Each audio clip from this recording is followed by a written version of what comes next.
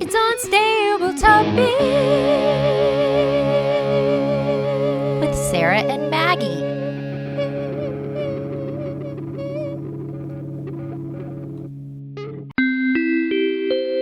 Please hold for an important message. Hey, you've reached Sarah Adams. I can't get to my phone right now, so just leave me a quick message and I'll give you a call back as soon as I can. Thanks. Did you hear that? That's the sound of Unstable Topics Thanksgiving cards, which are available now at unstabletopics.pod.com. I don't have to tell you that because you know that, Sarah. This is Maggie, in case you didn't know that. Oh, wow, that case was so nice. I'm so excited to have those babies on sale again for the holiday season. And then to wrap up the holiday season, have a live show recording Unstable Topics up in McKinney at the Comedy Arena on Christmas Eve, December 23rd, 8 o'clock p.m. Going to be so much fun. Are we just like queens of the holidays? Is that us? This is Maggie. End of message. Hey, welcome to Unstable Topics, a fast-paced, jam-packed, unhinged bestie podcast filled with facts, reacts, and made-up games in between. We're your hosts, Sarah And Maggie. and we're excited for you to join our best friend hangout, where we surprise one another with things we find interesting or hilarious just to see how the other will react. Our friendship might be totally stable, but you never know what your bestie might throw your way to knock you off your game. So come shake things up, learn something new, and laugh along with us. This is Unstable Topics.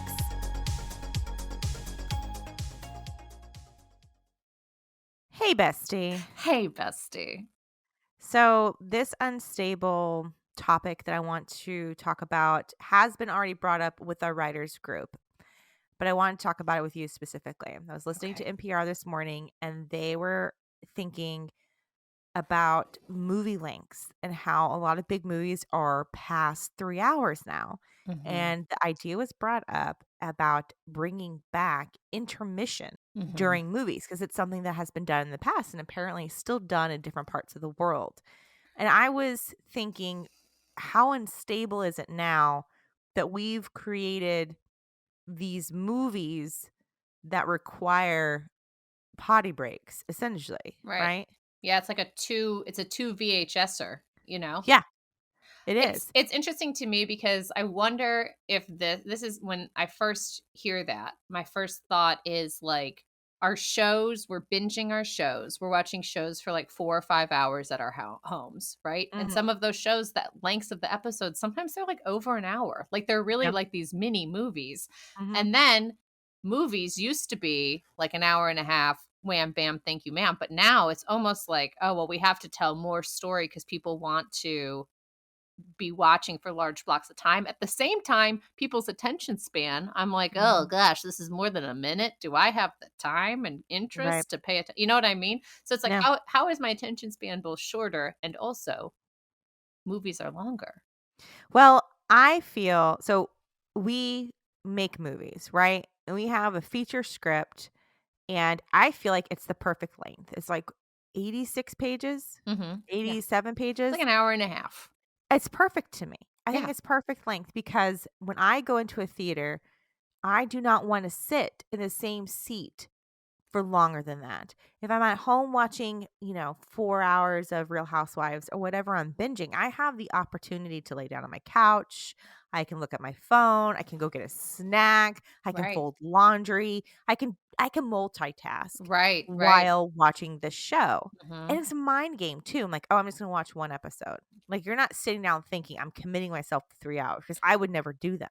Right. You would never intentionally commit yourself to 3 hours. If you knew there was a break in between, would you commit yourself? I feel like that would make me even more deterred. I'd be like, oh, I have to take a break? I don't want to go somewhere where I have to take a break. I'd rather just go to a movie, be like, this is a normal movie. All of a sudden, it's 3 hours later. I don't even know because I don't have my phone out and then leave. I don't know. Here's a funny thing about this fact, too, is I loved going to the movies as a teen, as a young adult. I loved going to the movies. What I loved specifically was the summer movie issue from Entertainment Weekly that they would send out in like April that showed all the movies that were going to be coming out during the summer and you're like planning out your movies that you would watch. Now I don't want to go to the movies. I don't want to go to the movies. And I know it sounds really bad because we make movies that we want people to see. Like, I went into the movies to see Barbie because that was a beautiful experience. Yes, you had to. Right. I had to. And it was enjoyable and it was fun. But thinking about sitting through a 3-hour movie now in a movie theater doesn't bring me joy. Yeah.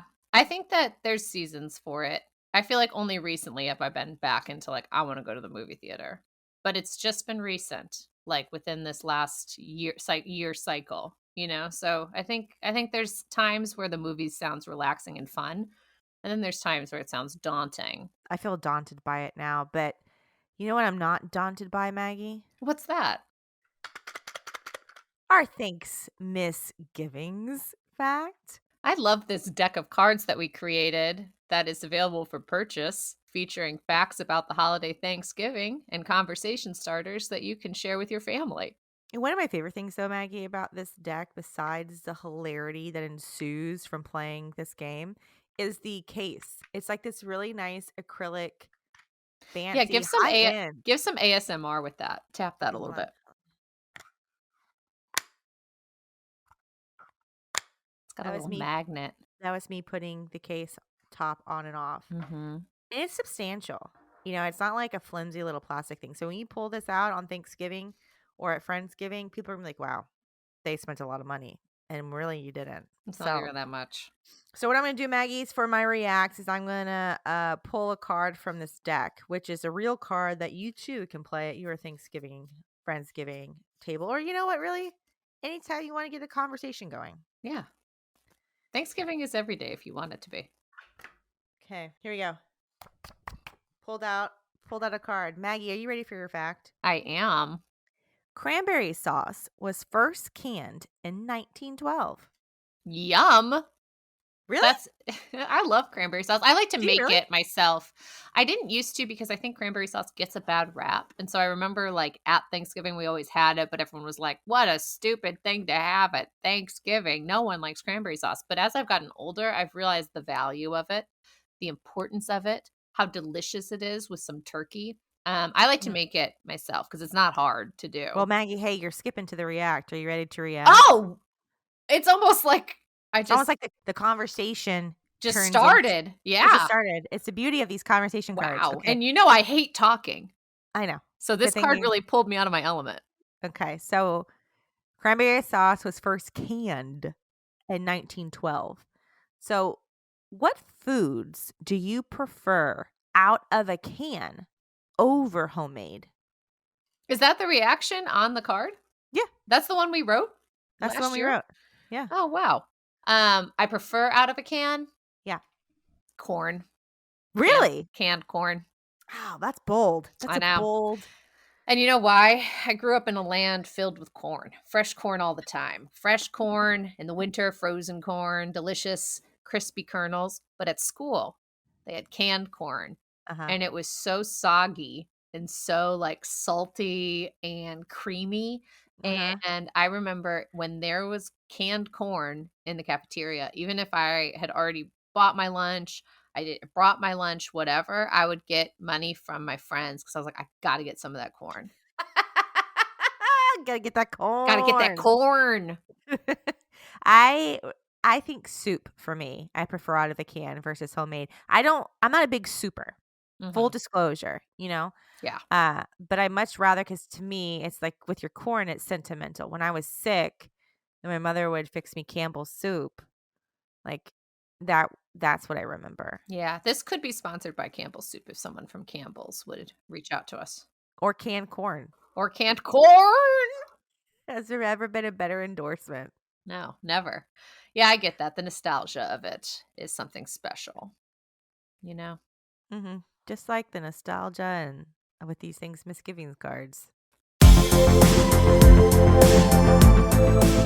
As to Earth signs, Sarah and Maggie are always preparing, which is why it's time to play Till Death Do Us Part. Aww, why? The game where they interview potential replacement besties in case the other one kicks the can.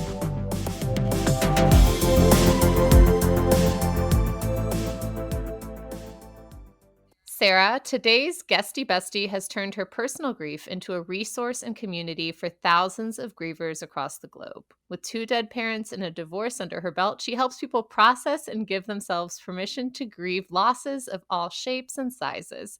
She's a certified grief support specialist, educator, coach, former senior policy advisor for the North Carolina Department of Health and Human Services, and my good friend.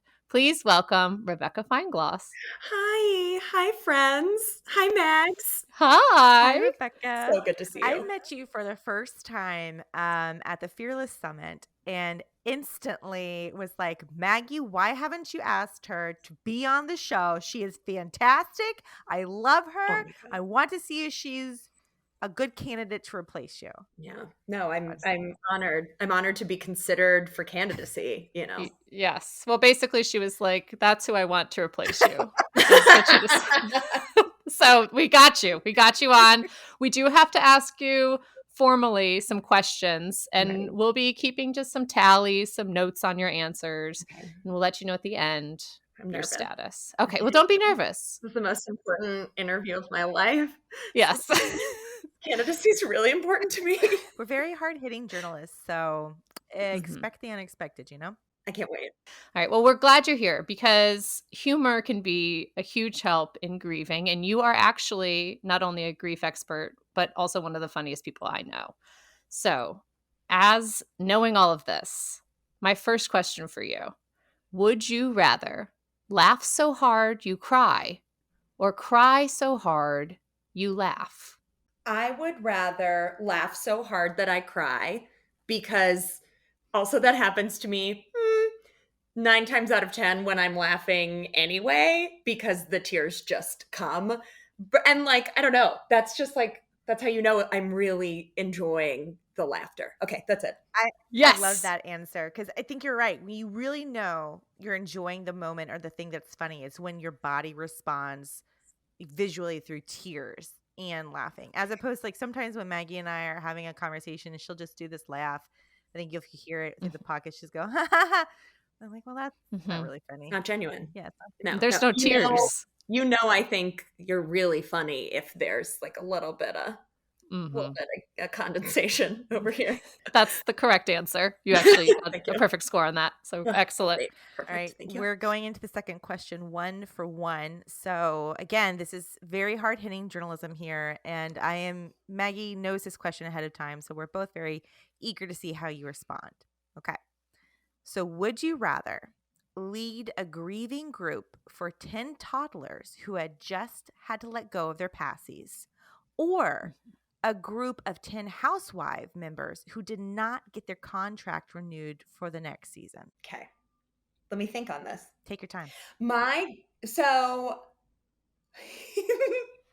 I feel like neither group is particularly well versed in how to navigate their grief. It's just a guess.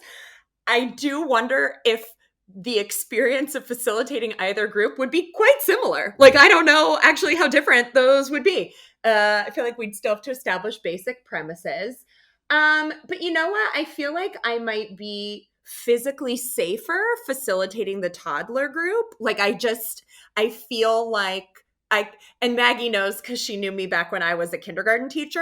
I feel like we could end with a song in that grief group and it would be okay. It would end well with a song. And I just think I could wrap up everything more neatly with that grief group. That's my answer, toddlers.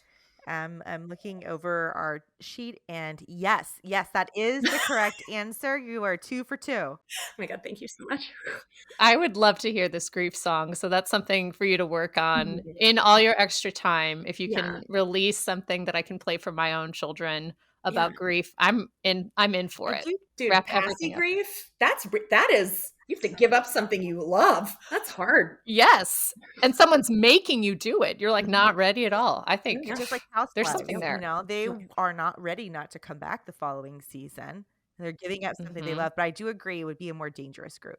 And I more physically dangerous for my well-being. For sure. And we want you to be safe. It's funny you mentioned when you were a kindergarten teacher, because my final would you rather question is about just that. So when I first met you, you were teaching kindergartners, which feels like it was a very long time ago. And now that we are both older, not too much older, but I feel like as grown people, would you rather sit crisscross applesauce on a hard floor for 30 minutes or try to get across the monkey bars? But wait, can I show you how I'm sitting right now? Hold on.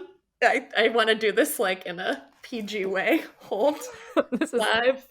I She's sit. sitting crisscross applesauce. For all of our listeners, right now, Rebecca tilted her camera down to reveal, in fact, that she is currently sitting crisscross applesauce on the floor?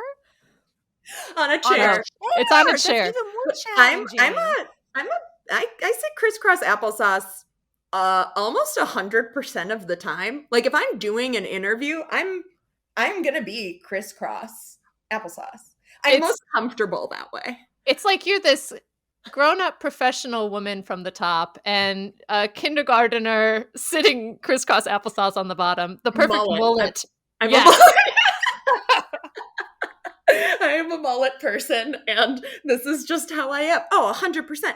I don't want to go on any monkey bars. No, that would be terrible. I'll probably dislocate a shoulder. No, if I'm like at someone's house, like coming over for dinner, and they're like, oh, do you want to watch the game? I'm like, cool, whatever. I will be the person on the floor eating and watching the game while everyone else is sitting like a normal adult. But I'm always sitting crisscross applesauce. Always. I have to say, though, eating on the floor crisscross applesauce is the smarter way to eat snacks because a couch gives you so many unknowns, right? How soft is this couch? Who's going to sit next to you could disturb the plate of food that you have.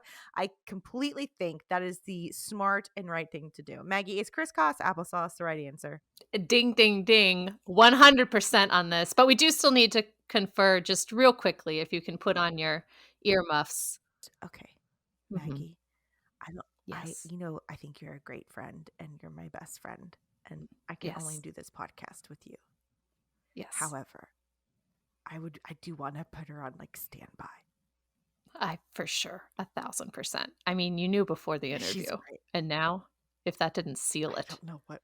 Okay, you tell I her. get to You tell tell her? her. You tell her. Okay. Yes, you Okay, tell her. Rebecca, you can take. Hi. So after a quick converse sidebar, we would love to say if anything were to happen to Maggie and Mai's friendship, we would love it if you would be able to come in and take Maggie's place. Yes. Thank you so much. I am honored to be Maggie. I hope nothing happens to Of you. course. Nothing happens to yours and Sarah's friendship, but like I'm thrilled. I'm thrilled for the Yes. opportunity. Thank you. Yes. And she'll need you. She'll need you because even if something happens to the friendship, she'll be for sure. She'll need someone, a shoulder to cry on, someone to help her process, someone to sing a song like the Maggie pacifier song, all of it. Speaking of all of these wonderful things you'll do as Sarah's new best friend, where can other people find you to connect with you on the internet and all the work that you're doing? So if you are going through any kind of loss right now, because you probably are, because you're human, whether that is death or non-death, could be a breakup, could be leaving a job that you loved, or even quitting a job that you didn't love, or a diagnosis, something else, grieveleave.com is there for you. You can also find us at Instagram at Grieve Leave. We are on TikTok. We are on Facebook. We are all the places. And it's not just for people who themselves are grieving, but maybe you love someone who's grieving and you don't know what to say to them. Or maybe you feel like your workplace could be a little more grief informed. Grieve Leave is here for you too. We train HR teams and all different kinds of workplace teams as well about like how we can just better support each other in our grief. So grieveleave.com, GRIEVELEAVE.com. That's wonderful. Thank you so much, Rebecca. And we look forward to that hit single, Passy Grief. Thank you both so much. It's an honor and a privilege. It's a Bestie connection. Thanks for playing along.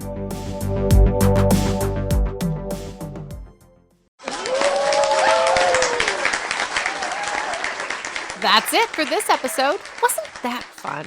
Now it's time for you to subscribe and follow. And share this episode with a friend. Ooh, maybe even your bestie. Find us everywhere online at Unstable Topics. And for more antics, visit us at The Monthly Junk. Bye. Bye. Peace. Peace. Peace.